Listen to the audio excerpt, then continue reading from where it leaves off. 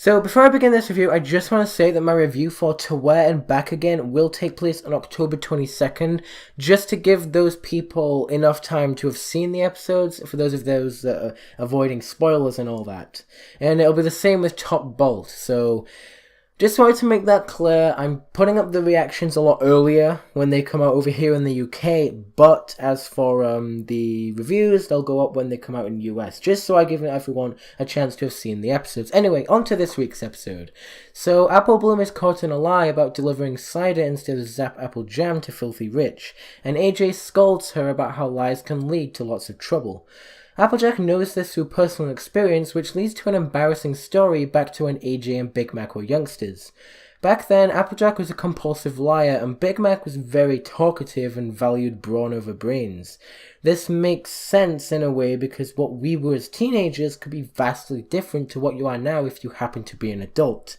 Anyway, Filthy Rich wants to sell the Apple family cider at his family's store, which he now runs. Applejack makes a deal where he could get some early cider, but Granny Smith tells her to unpromise Filthy Rich. Filthy Rich then threatens to discontinue business with the Apples as he is offended that Applejack is rejecting on the deal, and that's when the lies really begin.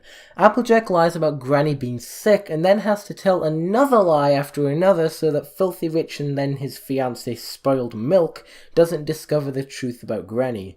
The Apples all go to the hospital to feign Granny being sick of apple blight, which is really a tree disease, and is forced to have Granny be an expert doctor and Big Mac be the patient. Applejack finally comes clean as Granny was about to operate on Big Mac and apologizes. That's followed by Big Mac for not paying attention to what Applejack has to say instead of just talking all the time, especially being full of talk as a teen apparently. Granny more or less accepts their apologies and tells them that she is not going anywhere yet and threatens to go to Filthy Rich's grandpa if he even thinks of severing ties with the Apples. So we get the story about how Applejack began to value honesty and how Big Mac valued not shooting his mouth off all the time and being more thoughtful. It's an okay episode, but the lying by Applejack got quite the cringeworthy. Admittedly, she is a little too easily forgiven in the end, but it is a very relatable lesson.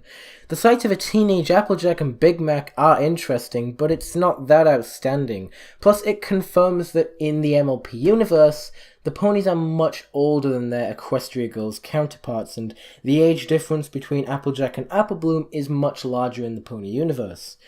The other plus in this one is that I kinda hope in Season 7 that we get at least one backstory episode where one of the main six discover their elements. We saw each of them have their element tested in Season 4, but it would be nice to go back in time and see how Rainbow Dash began to value loyalty or Rarity generosity, but that is for another day. Overall, Applejack and Big Mac as teens were pretty cool. A potential concept to explore in Season 7 was set up, which is awesome. The lies begin to get cringeworthy, and Applejack is way too easily forgiven. Overall, this episode gets a B-. I thought it was okay. I didn't think it was a phenomenal episode. It's no heartwarming tale, but it was very enjoyable. Anyway, if you guys enjoyed this review, don't forget to like, comment, and subscribe, and I'll see you guys in the next video.